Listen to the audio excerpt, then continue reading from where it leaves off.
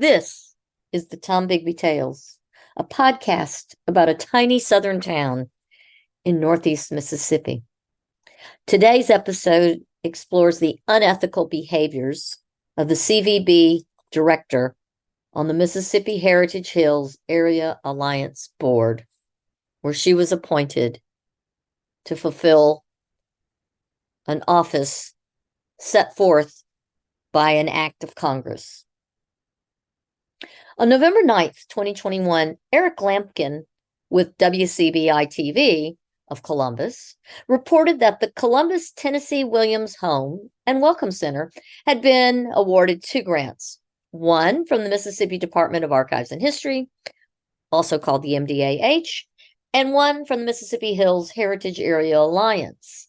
The Mississippi Heritage Hill Areas Alliance was established by an act of the U.S. legislature on the 16th of June, 2008. It was established to include all the state north of Kosciuszko, Mississippi, and to extend from the Alabama border to the Mississippi River on the east and the west border, and to include all the way to the northern border of the state. The act allowed for an organization of member communities to be appointed to establish a board, select a director, and to oversee grant announcements and selection and awards to nonprofit or government applicants for projects related to conserving significant natural, historical, cultural, archaeological, and recreation resources of this particular area. It was also provide educational, interpretive, and recreational opportunities. By 2010, the grant committee was formed, and CVB board member Jim Semanicus, he wasn't the board member, he was actually the director of the CVB, was appointed to the Mississippi Hills Heritage Board to represent Lowndes County. The only paid member of the board was and is their director, who is currently Mary Kate Williams. The first 990 form found in the public domain of the IRS dates to 2009. By 2010, and I'm not sure I'm pronouncing this guy's names correctly, Tismanicus or Semanicus, CVB director Semanicus was no longer serving on the Heritage Hills Board. It also appears that no grants were distributed in the year 2010. In 2011, their mission was broadened to state, in addition to the previous mission, that its objective is to increase jobs and visitors to the Heritage Hills area. This would be, for example, tourism, etc. However, no grants were apparently sent out that year either. The same for the 2012 990 filing. In 2013, things began to shift for the group. Nancy Carpenter was added to the board to represent the Columbus Visitors Bureau. The Heritage Hills Area Alliance Board ended that year with $1,354,900 in gifts, grants, and memberships, filling their coffers, but no grants were actually distributed from the amounts that they carried over in their bank account.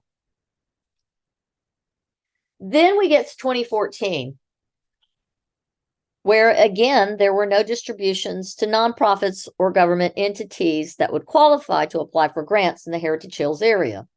In 2015, the same, no distribution of grant dollars. 2016, however, 2 grants were awarded. These appear to be the first 2 grants. Tishomingo County Tourism Council got $15,687 for handicap access to their historic courthouse, and the Tupelo Visitors Bureau got the maximum amount for their grant, which was $20,000 for ideation and planning to enhance the Tupelo Welcome Center's interpretation of local history. Essentially, they got grant to host a workshop retreat to work on future planning. So they were planning to plan. There were representatives from both agencies on the board who received those funds.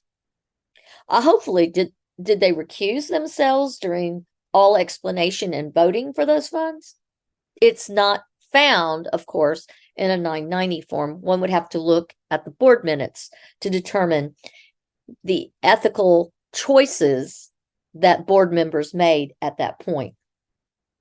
In 2017, 4 grants are listed as being awarded. 2 are for $20,000 each, and 2 are for approximately $10,000 each. The CVB was one of the lucky recipients that year. They got $10,754 to enhance and expand cultural content on the tourism website. Every grant given that year was a direct benefit to their board members' parent organization. This is a huge red flag and an ethical issue, and possibly a legal issue as well. In 2018, the CVB yet again benefited from the director's position on the board, along with every other director who apparently were rewarded with money ranging from $6,000 to the maximum $20,000, which was what the CVB gained. For more enhancement to the same CVB website, of the 6 grant gifts listed by the Heritage Hills Area Alliance 990 form, 4 went to members of the board's organizations. In 2019, according to their 990, 7 grants were awarded, and 6 of the 7 were awarded to board members' parent organizations: DeSoto County Tourism, University of Mississippi, Union County Heritage, Columbus CVB, Preserve Marshall County, and the Mississippi Heritage Trust. The CVB got another $20,000, this time for the yet-to-be-created Children's Museum. Of the $120,000 of grants distributed, $95,000 went to board members' own agencies. In 2020, 7 grants were awarded by this board. $125,000 in grants is listed on the 990 they filled out with the IRS.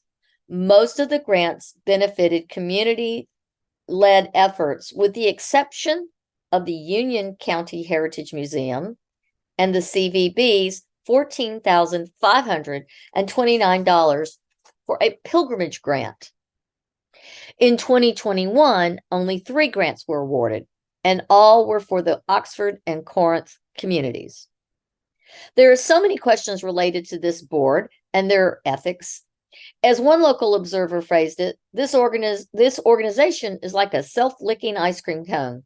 They sure are generous to each other while ignoring who knows how many other worthy grant applicants, assuming they give out public notice of their grant cycle beyond their website. Why does the CVB director pay the organization $10,000 in premier level membership fees? That is $10,000 to the same organization that later awards that money back to their board members. Is that so she can stay seated on their board? How can she justify to herself the $65,000 that the CVB has been granted as a result of her seat on the Heritage Hills board? I hope she at least recuses herself from the vote and the discussion on her applications for grants. The board has been together for quite some time. How can they, in good conscience, believe what they are doing is fair, much less ethical? How do we as a community feel about our CVB director participating in such a shady sham? I am sure some good comes from some of the grant dollars awarded, but you have to admit, and you have to wonder about even that, especially in light of the causes our grant awards allegedly fund with those dollars to our community.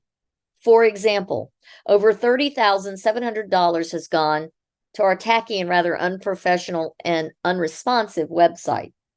Another $20,000 has gone for a non-existent children's museum. And then $14,500 was given for a pilgrimage that never happened due to the pandemic.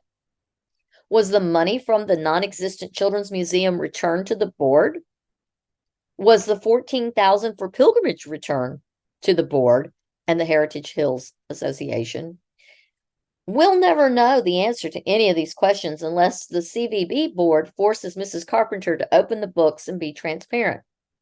When is her unethical, shady behavior going to be bad enough for her few besties on the board to call for her resignation or refuse to rehire her? What will it take for the citizens of Columbus to tell the CVB board enough is enough? Columbus deserves someone who makes the best use of taxpayer dollars, whether they are ours from our county, our city, our state, or whether, like those dollars that came to us from the Heritage Hills Area Alliance, came from the federal government and other people's membership dues. That is the question of the day.